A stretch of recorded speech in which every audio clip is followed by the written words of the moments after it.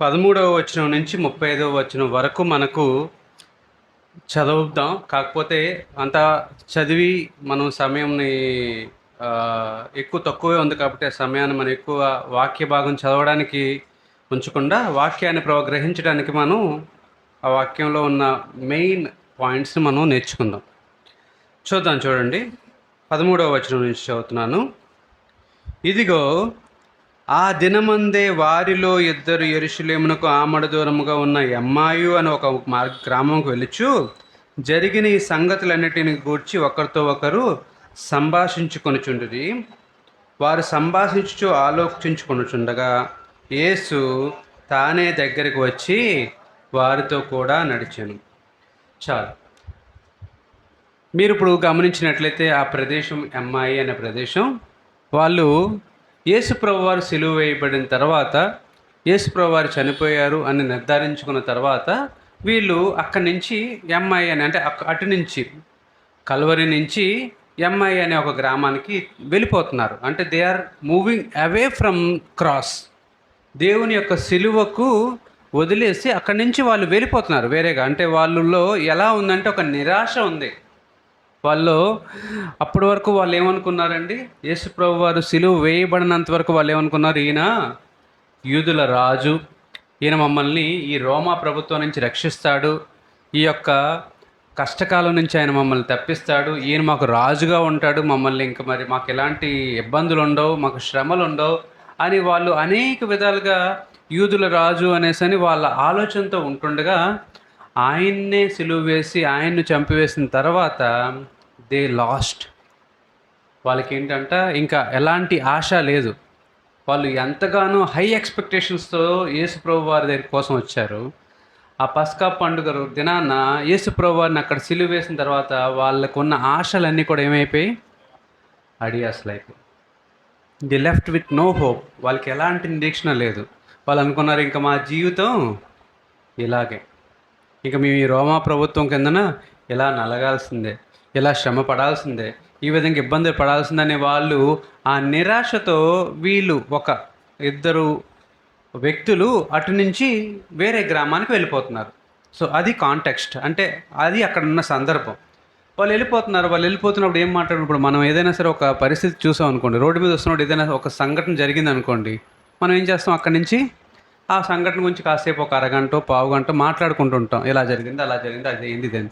So వీళ్ళు కూడా అలా మాట్లాడుకున్నారు. ఆయన ఎవరో పాపం యేసుప్రభు వారంట, ఈ లోకానికి ఏంటో ఆయన రక్షకుడిగా వచ్చారంట, ఆయన రక్షిస్తాడని అందరూ అనుకున్నామంట, కానీ ఆయన తీరా చూస్తే ఆయనే చనిపోయాడు, ఇప్పుడు మనం ఎవరు రక్షిస్తారు అనేటట్లుగా వాళ్ళు మాట్లాడుకుంటున్నారు. They don't have any hope. వాళ్ళకి ఎలాంటి ఆదరణ లేదు, వాళ్ళకి ఎలాంటి నిరీక్షణ లేదు. వాళ్ళు ఏమనుకుంటున్నారంట, ఇంకా వీఆర్ లెఫ్ట్ అవుట్, మాకు ఇంకేమీ లేదు. సో అలా మాట్లాడుకుంటున్నప్పుడు అలాంటి పరిస్థితుల్లో ఎవరు వచ్చారంట, చూడండి 15వ వచనం. వారు సంభాషించుచు ఆలోచించుకొనుచుండగా యేసు తానే దగ్గరకు వచ్చి వారితో కూడా నడిచాను. గమనించాలి, వాళ్ళలో ఎలాంటి నిరీక్షణ లేదు, భయం అలాగే ఉండిపోయింది, అలాంటి ఇబ్బందే ఉండిపోయింది. యేసుప్రభు వారు రాకముందు ఎలా ఉన్నారు, ఇప్పుడు కూడా అలాగే అయిపోయారు. ఇంతకుముందు జీరో అయితే ఇప్పుడు మళ్ళీ జీరో అయిపోయారు. మధ్యలో వాళ్ళు ఏమనుకున్నారంటే మమ్మల్ని తప్పించడానికి ఒక నాయకుడు వచ్చాడని అనుకున్నారు. కానీ ఏమైంది, మరలా మునుపటి స్థితే వచ్చిందని వాళ్ళు ఏమంటున్నారంటే బాధలో ఉన్నారు. సో వాళ్ళు కంప్లీట్గా వాళ్ళ హోప్ను వదులుకున్న తర్వాత యేసుప్రభు వారు తానే దగ్గరకు వచ్చి, మీరు గమనించినట్లయితే దేవుడే ఈ ఇద్దరు వ్యక్తులు ఎవరైతే నిరుత్సాహంతో, ఎవరైతే ఆశ లేకుండా ఉన్నారో వారి దగ్గరికి దేవుడే వచ్చాడంట. అదే పెద్ద హోప్, అదే గొప్ప నిరీక్షణ. మీకు అందరికీ తెలిసిన మాట చెప్తాను. 1 రాజుల గ్రంథం 19వ అధ్యాయంలో ఏలియా అనే వ్యక్తి ఉన్నాడు. ఆయన ఏం చేశాడంట, బయలు ప్రవక్తలందరినీ కూడా చంపేశాడు. చంపేసిన తర్వాత చంపిన తర్వాత ఒకవేళ గనక ఆహాబు అతని భార్య ఏం చేస్తారు, అతన్ని చంపేస్తారేమో అని తెలుసుకొని ఆయన ఏం చేశాడు, పారిపోవడం మొదలెట్టాడు. పారిపోయి వెళ్ళిపోయి గుహలో దాగున్నాడు. అప్పుడు దేవుని యొక్క వాక్ వచ్చింది. ఏమనన్నది, ఒకసారి చూద్దామా? చూడండి, చక్కని మాట ఉంటుంది అక్కడ 19వ అధ్యాయంలో.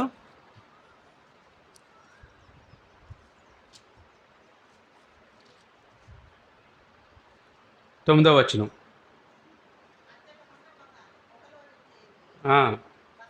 బస చేశాను. యెహోవాకు అతనికి ప్రత్యక్షమై, ఏలియా ఉమ్, ఆ, ఉమ్, ఉమ్, ఉమ్, ఆ,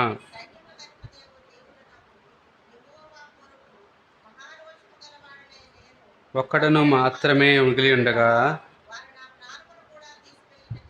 ఉమ్, చాలు. ఇక్కడ దేవుడు యెహోవా వాక్కు వచ్చి మాట్లాడుతున్నప్పుడు, దేవుడే మాట్లాడుతున్నప్పుడు ఆయన చెప్తున్న మాట ఏంటంట, నేను గొప్ప కార్యం చేశాను. నేను అనేక మందిని దేవునికి వ్యతిరేకంగా ఉన్నవారిని నేను చంపేశాను. కానీ ఆయనకి కలిగింది ఏంటంటే ఇప్పుడు మరణ భయం. అందుకే మీరు 4వ వచనం, అదే అధ్యాయంలో 4వ వచనం కూడా ఉంటుంది చూడండి. పోయి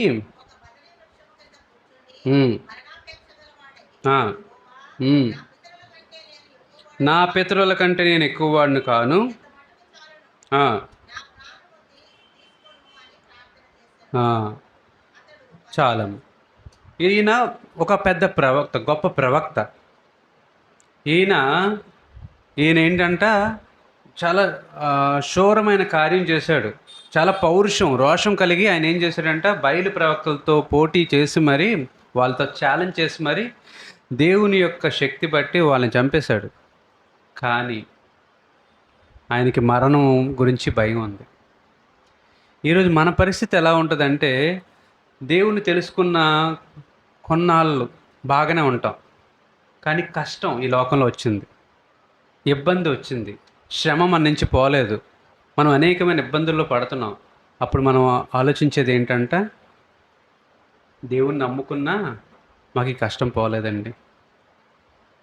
దేవుడి యొక్క మార్గాన్ని మేము, ఆయన్ని నమ్ముకున్న ఆ మార్గాన్ని మేము చేపట్టినా మా రాత మారలేదండి అని అనుకుంటారు. బట్ దేవుడు చెప్తున్నాడు, మీకు కష్టం ఉన్నప్పుడు, మీకు ఇబ్బంది ఉన్నప్పుడు, మీకు శ్రమ కలిగినప్పుడు, నిరాశలో ఉన్నప్పుడు నేను మీకు తోడుగా ఉంటాను. ఈ అమ్మాయి మార్గంలో యేసుప్రభు వారు అంటున్నారు, నేనే తోడుగా ఉన్నాను. అక్కడ బదరీ వృక్షం కింద మరణాపేక్ష కలవాడే, ఇంకా చచ్చిపోవడం బెటర్ అని అనిపించుకున్న వాడికి యెహోవాకు ఏం చేసిందంటే ఆదరణ కలిగించింది. ఇక్కడ మాకు ఇంకా ఏ హోపు లేదు, మమ్మల్ని రక్షించేవాడే లేడు. మీకు ఒక ఒక మాట గుర్తుకొస్తుంది. హోసన్నా అంటే అర్థం ఏంటండి? హోసన్నా అంటే అర్థం ఏంటి?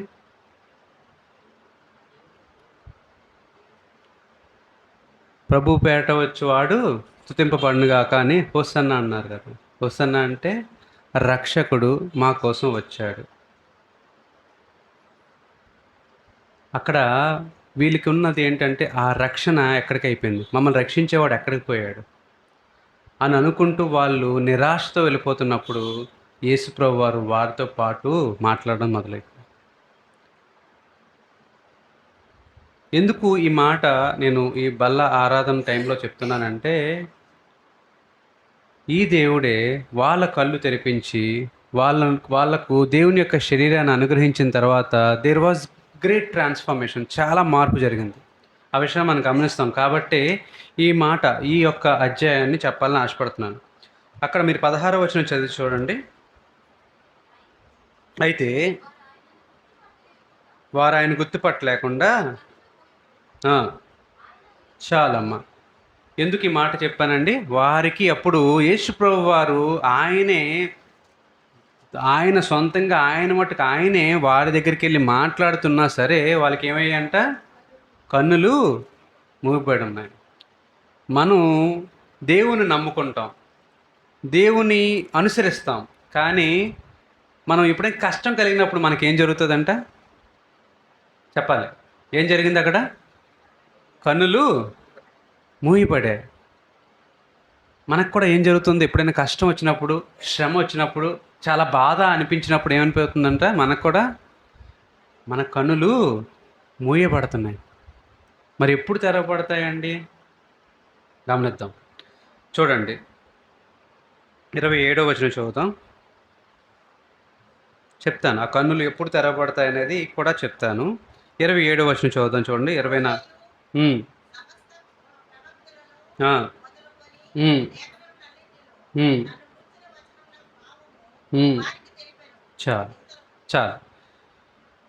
యేసు ప్రభువారు ఆయన తన గురించి ప్రస్తావించుకోవడం మొదలెట్టినప్పుడు ఆయన చెప్తున్న మాట ఏంటంట, మీ పితరులు ఉన్నారు కదా, మోషే ఉన్నాడు కదా, ఇంకా అనేక మంది ప్రవక్తలు ఉన్నారు కదా, పాత నిబంధనలు అనేక మంది మాట్లాడారు కదా, రక్షకుడు వస్తాడని చెప్పారు కదా, అనేక మంది అనేక రకాలుగా మీ ముందే మీ పాత నిబంధన అంతట్లో కూడా రాసి పెట్టారు కదా, మీ బైబిల్లో అన్ని విధాలా కూడా ఈ రక్షకుని యొక్క ప్రణాళిక ఎలా ఉంటుందో చెప్పబడింది కదా, అవన్నీ చదివారా అని అడిగాడు.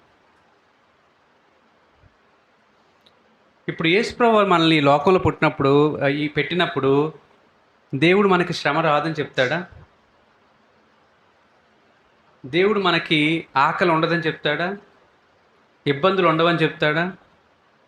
మనకు మనకు అవసరతలు ఉండవని చెప్తాడా?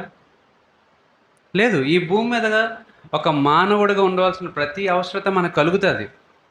యేసుప్రభు వారు ఈ లోకంలోకి వచ్చినప్పుడు ఆయనకి దాహం వేయలేదా? ఆయనకి ఆకలి వేయలేదా? ఆయన వర్షంలో ఉండలేదా? ఆయన సముద్రం మీద ఉండలేదా? ఆయన నడవలేదా? చెప్పండి. సో మీరు గమనించాల్సిన విషయం ఏంటంటే, యేసుప్రభు వారు మానవుడిగా అన్నిటినీ, అంటే సమస్తాన్ని మనం ఎలాగైతే అనుభవించామో ఆయన అలాగే అనుభవించాడు. కాకపోతే అవన్నీ కూడా ప్రవచనాల ద్వారా ముందే తెలపబడ్డాయి. ఆయన ఈ లోకానికి ఒక మానవుడిగా పుడతాడని, ఈ లోకంలో ఉన్న శ్రమలు పడతాడని, మన కోసం మరింతగా శ్రమ పడతాడనేసి, మన కోసం తన యొక్క ప్రాణాన్ని కూడా అర్పించాల్సి వస్తుందని, ఇవన్నీ కూడా ప్రవక్తలందరూ ప్రస్తావించిన మాటలన్నీ కూడా మీరు మర్చిపోయారా? ఆయన ఆ అమ్మాయి గ్రామంలో ఉన్న ఆ ఇద్దరు శిష్యులతో మాట్లాడుతున్న మాట ఏంటంటే, ఇవన్నీ మీకు తెలుసు కదా, మీకు ఇవన్నీ తెలుసు కదా, తెలిస్తే అవన్నీ మర్చిపోయారా? ప్రవక్తలు ఏం చెప్పారు? ఆయన చనిపోతారని చెప్పారు కదా, మరి చనిపోయిన తర్వాత మీరు ఎందుకు నిరాశలోకి వచ్చారు? ప్రవక్తలు ఏం చెప్పారు?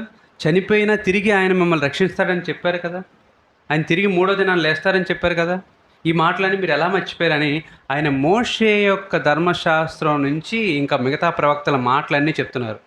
ఇక్కడ చెప్తున్న ఈ మాట ఏంటంటే, దేవుని యొక్క వాక్యము, బైబిల్లో మాటలు మనకేం చేయాలి? నిరాశలో ఆదరణ కలిగించాలి. ఇక్కడ మీరు గమనించినట్లయితే ఈ 24వ అధ్యాయంలో ఒక కనులు మూయబడి ఉన్న ఇద్దరు శిష్యులు వాక్యము యొక్క మాటలు విన్న తర్వాత, దేవుడు మాట్లాడుతున్న తర్వాత, దేవుడు వాక్యంలో ఉన్న ప్రతిదాన్ని మరి తిరిగి బోధిస్తున్నప్పుడు వారి కన్నులు తెరవబడ్డాయి. ఆ కన్నులు ఎలా తెరవబడ్డాయంటే చూడండి, 30వ వచనం. కూర్చున్నప్పుడు స్తోత్రం చేసి కన్నులు విరవబడి అంతటా ఆయన వారికి అదృశ్యుడాయను. ఇప్పుడు మీరు గమనించండి, యేసు ప్రభు వారు పస్కా బలి ముందు రోజు, అంటే ఆయన సిలువుకి ఎక్కబడిన ముందు రోజు ఏం చేశారు? ఒక రొట్టెను ద్రాక్షారసాన్ని తీసుకొని ఈ సంస్కారాన్ని చేశారు. ప్రభురాత్రి సంస్కారం అంటాం కదండి. ఆ రోజు ఏం చేశారు? మీరు నన్ను జ్ఞాపకం చేసుకోవడానికి దీన్ని ఎల్లప్పుడూ చేయండి అని చెప్పారు. ఇక్కడ యేసు ప్రభు వారు ఆయన ఏమన్నారు? మొదటగా నిరాశలో ఉన్న వాళ్ళ దగ్గరికి వచ్చాడు, మాట్లాడాడు, వాళ్ళకి వాక్యాన్ని బోధించాడు. పాత నిబంధన నుంచి మొత్తం ప్రవక్తలందరూ ఏం చెప్పారు అవన్నీ కూడా గుర్తు చేశాడు. గుర్తు చేసి తర్వాత ఆయన ఒక రొట్టెని తీసుకొని దాన్ని విరిచి ఏం చేశారంట? వాళ్ళ ముందు ఆ కార్యం చేయగానే వారి కన్నులు తెరవబడి, ఈరోజు విరవబడిన శరీరం, రొట్టె, ఆయన రక్తం మన మధ్య ఉంది. ఈరోజు మనం గమనించాల్సిన విషయం ఏంటంటే, మన కన్నులు మూయబడి ఉన్నాయా, తెరవబడి ఉన్నాయా? సింపుల్గా చెప్పాలంటే అది ఆ రోజు పరిస్థితి అండి అని అనుకోవచ్చు. ఆ రోజు వాళ్ళు కళ్ళు మూసుకున్నా, మేము కళ్ళు మూసుకోలేదని. వాళ్ళు కూడా మనలా కళ్ళు తెరుచుకునే నడుచుకున్నారు, వాళ్ళు కూడా మనలాగా మాట్లాడుకుంటున్నారు. వాళ్ళు కూడా కష్టం రాగానే వాళ్ళు ఇబ్బందికి అయిపోయారు. వాళ్ళు కూడా కష్టం రాగానే వాళ్ళు నిరుత్సాహపడిపోయారు. కానీ యేసు ప్రభువారు చెప్తున్న కన్నులు తెరవబడ్డం అంటే దేవుణ్ణి కనుక్కోవడం అని అర్థం. దేవుడు మనకున్నాడు అనేసి నిరీక్షణ కలిగి ఉండడం అని అర్థం.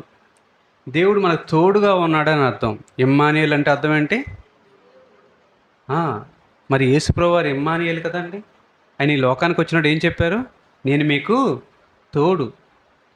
ఇక్కడ మీరు గమనించండి, ఆయన ఒక రొట్టె పట్టుకొని స్తోత్రం చేసి దాన్ని వారికి విరిచి పంచి పెట్టగా, ఈరోజు మనం ఆ విరుబడిన శరీరాన్ని, రక్తాన్ని, లేదంటే రొట్టెను, ద్రాక్ష రసాన్ని తీసుకుంటున్నాం. మన కన్నులు ఎలా ఉన్నాయి? ఒక మాట గుర్తు చేస్తాను. దావీదు ఫ్రెండ్ పేరు ఏంటంటే యోనాతాన్. దావీదు ఫ్రెండ్ యోనాతాన్. యోనాతాన్ కొడుకు పేరేంటి? మెఫీబోషెతు. మెఫీబోషెతు ఎక్కడున్నాడు? దూరంగా ఎక్కడో ఉన్నాడు. దావీదు ఏం చేశాడు? నేను యోనాతాన్కి ఏం చెప్పాను? నీ కుటుంబానికి నేను అండగా ఉంటాను, నీ కుటుంబానికి ఏ ప్రాబ్లం రాకుండా నేను చూసుకుంటానని మాట ఇచ్చాడు యోనాతాన్కి. ఇప్పుడు ఆయన ఎవరిని పిలిపించాడు? మెఫీషోబోతుని పిలిపించి ఆయనకి కాళ్ళు సరిగ్గా లేవు, ఆయనకి శాపంగా అంటే ఒక కాళ్ళు ఇబ్బంది, ఆయనకి కాలు సరిగ్గా లేని పరిస్థితి. ఆయన పిలిపించి ఆయన ఏం చేశాడంట, తను ఎక్కడైతే భోజనం చేస్తాడో ఆ భోజనం చేస్తున్న అదే బల్ల మీద చిరకాలం తనతో పాటు ఒక రాజు యొక్క కుటుంబంలో సభ్యుడిలాగా, తన కుమారుడిలాగా ఆయన ఏమన్నాడంట, నీవు ఎప్పుడు ఈ బల్ల దగ్గరే భోజనం చేస్తావు అని చెప్పాడంట. అది ఒక రాజు చేశాడు. ఇప్పుడు యేసుప్రభువు వారు ఏమంటున్నారంట, మీరు తిరిగి పరలోకానికి చేర్చేంత వరకు అక్కడ నేను, అప్పటి వరకు ప్రభువు ఏమన్నారు, నేను మరలా తీసుకోను, ఈ శరీరం రక్తాన్ని నేను తీసుకోను. మరలా ఎప్పుడు తీసుకుంటాడంటే ఆయన, మరలా పరలోకంలో మీరందరూ నా దగ్గరికి వచ్చినప్పుడు అప్పుడు మీ అందరితో కలిసి తీసుకుంటాను. ఇప్పుడు మీరు గమనించాల్సిన విషయం ఏంటంటే, ఒక మానవుడు, ఒక రాజు తన యొక్క హృదయాన్ని బట్టి ఆయన ఒక కుమారుని తెచ్చుకొని, ఒక మెఫీబోషెతు అనేసి తన ఫ్రెండ్ కుమారుని తీసుకొచ్చి తనకున్న ఆ యొక్క శాపం గమనించకుండా తనకున్న షేమ్ని అంతటిని తీసివేసి తను ఒక రాజు గృహంలో తీసుకొచ్చి ఒక రాజుగారి బల్ల దగ్గర కూర్చోబెట్టి అంత ఆధిక్యతనిచ్చినప్పుడు, దేవుని యొక్క శరీరాన్ని, రక్తాన్ని మనం తీసుకుంటున్నప్పుడు దేవుడు మనకంత ఆధిక్యతనిస్తాడు. దేవుడు మనకి ఇచ్చిన ఆధిక్యతను మనం గమనించలేకపోతున్నాం అంతే. దేవుని శరీరం, రక్తం ఎవరు పడితే వాళ్ళు తీసుకుంటారా? ఎవరు పడితే వాళ్ళు తీసుకోవడానికి లేదు. దేవుణ్ణి మన తండ్రిగా అంగీకరించిన వాళ్ళు మాత్రమే తీసుకోగలరు. ఇక్కడ ఈ యొక్క శరీరం, రక్తం ఆ రోజు దావీదు తన యొక్క భోజనపు బల్ల దగ్గరికి ఎలాగో ఒక అర్హుడుగా కాని వాడిని అర్హుడుగా చేశాడో, ఈరోజు మనల్ని కూడా దేవుడు ఏం చేస్తున్నాడంటే తన పరలోకానికి అర్హులుగా చేయడానికి ఈ యొక్క ఆహారాన్ని మనకు ఉంచాడు. మన శారీరక ఆహారం మనల్ని ఈ జీవితంలో, ఈ భూమి మీద మాత్రమే మనల్ని సజీవులుగా ఉంచగలదు. కానీ ఈ పారమార్థికమైన ఆహారం, లేదంటే ఏ దేవుడి నుంచి ఇచ్చిన ఈ ఆహారం మనల్ని ఏం చేస్తుంది? పరలోకంలో కూడా జీవింపచేస్తుంది. కానీ మనం ఏం చేయాలంట, మనం బ్లేమ్లెస్గా ఉండాలి, తప్పు చేయని వారిగా ఉండాలి, దేవుల్లో మనం నిలకడగా ఉండేవారిగా ఉండాలి.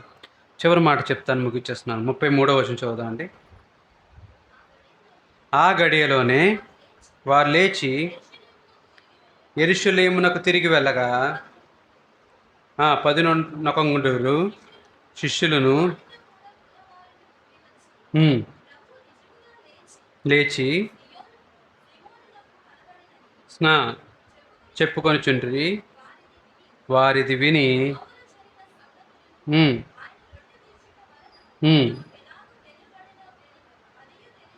చాలమ్మ. ఒక్కవేళ మీకు 1 కొరింథీ రాసిన పత్రికలోని 11వ అధ్యాయంలో ఉన్న మాట ఏంటంట, ఈ శరీరాన్ని తిని ఈ రక్తంలో తాగిన తర్వాత మనం చేయాల్సింది ఏంటండి? ఏం చేయాలి? దేవుని యొక్క నామాన్ని ప్రచురించాలి. ఇక్కడ వీళ్ళు చేసింది ఏంటి? ఆ శరీరాన్ని తిన్నారు, ఆ రొట్టె విరిచిన తర్వాత వాళ్ళు కళ్ళు తెరవబడ్డాయి. వాళ్ళు చేసింది ఏంటి? తిరిగి ఎక్కడికి వెళ్ళారు? ఇందాక ఎటు నుంచి వస్తున్నారు వాళ్ళు? వాళ్ళకి హోప్ లేదు. వాళ్ళు ఏమనుకున్నారు? అట్నుంచి ఎటో వెళ్ళిపోదాం, మన ఊర్లోకి వెళ్ళిపోదాం అనుకున్నారు. ఇప్పుడు యేసుప్రభు వారు వారితో మాట్లాడి వాక్యాన్ని బోధించి వారి కన్నులు తెరవబరిచిన తర్వాత, వారి కళ్ళు తెరవబడిన తర్వాత వాళ్ళు ఎక్కడికి వెళ్తున్నారు మరలా? తిరిగి మళ్ళీ యెరూషలేం వెళ్ళారు. ఎందుకు వెళ్ళారంట? దే ఆర్ వాళ్ళు సాక్షులుగా మారిపోయారు. They become witness. ఈరోజు మనం ఎన్నిసార్లు తీసుకుని ఉంటాం బల్ల? ఇప్పటికి ఎన్నిసార్లు తీసుకుని ఉంటాం బల్ల చెప్పండి? 10, 15, 20, 30, 40, 100, 150 లెక్క పెట్టుకుంటే లెక్క కూడా తెలియనంత. బాప్తిజం తీసుకున్నప్పటి నుంచి బల తీసుకుంటున్నాం. ఆ లెక్క పెట్టలేనన్ని రోజులు తీసుకున్నాం. కానీ ఆర్ విట్నెస్, మనం దేవుని సాక్షులుగా ఈ లోకంలో పరిగెడుతున్నామా? దేవుని సాక్ష్యార్థమే మనం దేవుడు మాకు ఈ కార్యం చేశాడని అని చెప్పుకోవడానికి మనం ఏమైనా సిద్ధంగా ఉన్నామా? ఇదే ప్రశ్న. ఇద్దరు శిష్యులు కళ్ళు తెరవబడ్డాయి, మన కళ్ళు ఇంకా మూయబడి ఉన్నాయని ఇందాక చెప్పాను కదండి. మన కళ్ళు ఇంకా మూయబడి ఉన్నాయి. ఎందుకంటే మనం ఆ శిష్యుల్లాగా పరిగెట్టి బాహాటంగా యేసుని మేము విధంగా చూసామండి అని చెప్పగలిగే స్థితిలో లేకుండా పోయాం. మనం అలా చెప్పగలిగితే ఈ బల్లకు ఒక అర్థం ఉంది. ఈ బల్లను మనం ఏదో నామమాత్రం ట్రెడిషన్గా తీసుకుంటే అది మనకు మంచిది కాదు. అందుకే అదే కొరింథీయులలో రాసిన పత్రికలో ఏమని ఉంటుందంట? ఎవరు అయోగ్యంగా తీసుకోకూడదు. అయోగ్యంగా తీసుకుంటే ఏమవుతుంది? ఏముంటుంది చూడండి మీరే. 1 కొరింథీ రాసిన పత్రికలో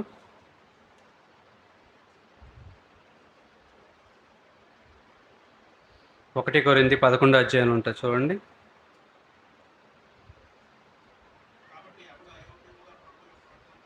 తిన్నో తాగునో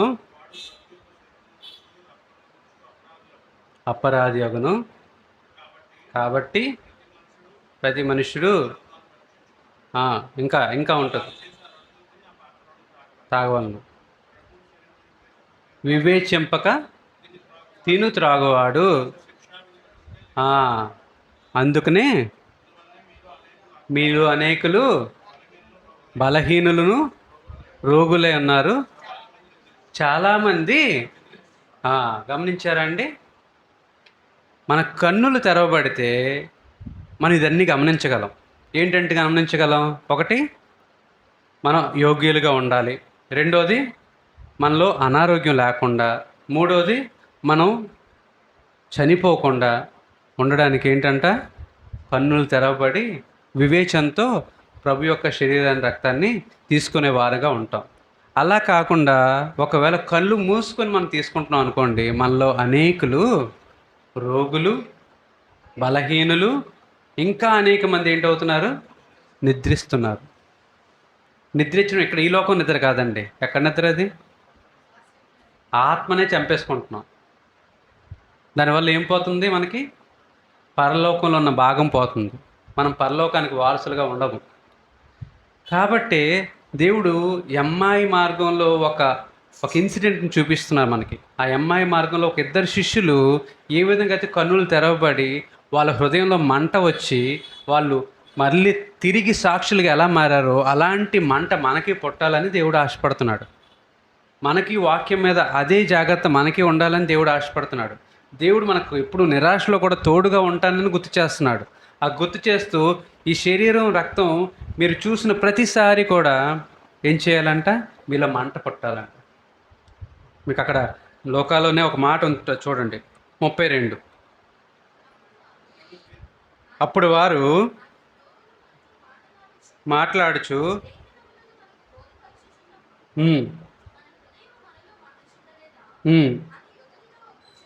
చాలమ్మా. ఆయన మాట్లాడుతున్నప్పుడు, ఆయన వాక్యాన్ని బోధిస్తున్నప్పుడు, ఆయన రొట్టె విరిచినప్పుడు మన హృదయంలో మండలేదా? ఈరోజు దేవునికి మీరు ఒక వాగ్దానం చేసుకోవాలి. ఆ వాగ్దానం ఏంటంటే, దేవా, నీ శరీరాన్ని, నీ రక్తాన్ని నేను సేవిస్తున్నప్పుడు అనాలోచితంగా తీసుకుంటున్నానేమో, ఇకపై అలాగ తీసుకుండా ఆ శరీరాన్ని రక్తాన్ని తీసుకున్నప్పుడు నాలో ఒక జీవాన్ని నేను పొందే విధంగా, నాలో ఆ యొక్క మంట ఉండే విధంగా నా మనస్సు మార్చండి, నూతన పరచండి అని చెప్పగలిగితే అది నిజంగా మనకు ఆశీర్వాదకరం. లేదండి మళ్ళా సేమ్ ట్రెడిషన్, మళ్ళీ వచ్చే వారం ఇంకొక కొత్త వాక్యం విందాం, మళ్ళా బల్ల ఆరాధన కోసం ఇంకొకరు ఎవరో వచ్చి ఇంకోటి ఏదో మాట్లాడతారు, అది వినేద్దాం మళ్ళీ బల్ల తీసుకుందాం అనుకునేటట్లు ఉంటే కనుక అది మీకు ఆశీర్వాదం కాదు. అందుకనే మీలో అనేకులు అనే మాట గుర్తుపెట్టుకోండి. మనం అనాలోచితంగా తీసుకుంటే అది మనకు శాపం. దేవుడు ఎంతో శ్రమ వచ్చి తన రక్తాన్ని శరీరాన్ని మన కోసం దారగా ఆయన వదిలేశాడు. హి left as it like this. దాన్ని మనం ఓకేలే అని అనుకుంటే అది మనకు ఆశీర్వాదకరం కాదు. భయంతోనూ వణుకుతోనూ మనకు కలిగిన రక్షణ మనం కొనసాగించాలి. అలా కొనసాగించగలంటే మనలో శక్తి కావాలి. అది మానవునికి సరిపోదు. మానవుని యొక్క ఊహలో ఉండదు ఆ శక్తి. ఎక్కడి నుంచి రావాలి ఆ శక్తి? దేవుడి నుంచి రావాలి. ఆ దేవుడే మనకు తోడుగా ఉంటానంటున్నాడు. ఈ యొక్క శరీరాన్ని రక్తాన్ని మనం తీసుకునేటప్పుడు దేవుడు మనకు తోడుగా ఉంటాడనే ఆ మాటను మనం గుర్తు చేసుకొని మన హృదయాన్ని మండించే విధంగా ఉండాలని దేవుని పేరట మీకు అందరికీ కూడా నేను హెచ్చరిస్తున్నాను.